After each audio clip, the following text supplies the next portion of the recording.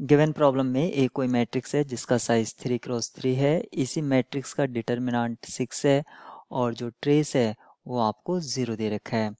साथ ही साथ हमें ये भी दे रखा है कि determinant of A plus identity matrix इसका भी डिटर्मिनेंट 0 है। हम जानते हैं आइडेंटिटी मैट्रिक्स की सभी आइगन वैल्यू 1 1 1 होती है। रेस्पेक्टिव साइज में आइडेंटिटी 3x3 का होगा तो इसकी 3 आइगन वैल्यू 1 1 होगी और डिटर्मिनेंट तभी 0 हो सकता है जब वो आइगन वैल्यू 0 हो। तो यानी कि ए की eigen value at least 1 eigen value -1 होगी, तभी किसी तरह से प्लस करके 0 आएगा। तो हमें ये पता चल गया है ए की एक आइगन वैल्यू -1 है और जो दो आइगन वैल्यू है उनको λ1 और λ2 आप कंसिडर कर लीजिए।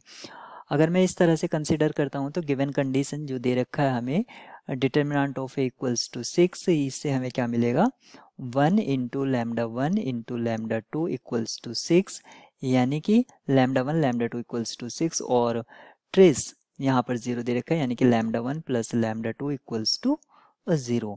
इन दो कंडीशन को अगर मैं यूज़ करके क्वाड्रेटिक इक्वेशन को फॉर्म करता हूँ तो x square minus sum into x plus product equals to 0, ये मेरी क्वाड्रेटिक इक्वेशन होगी। और इस इक्वेशन को मैं किस तरह से लिख सकता हूँ, एक्स या इसका जो सोल्यूशन होगा वो मुझे क्या देगा, आइगन वैल्यूज़ देगा।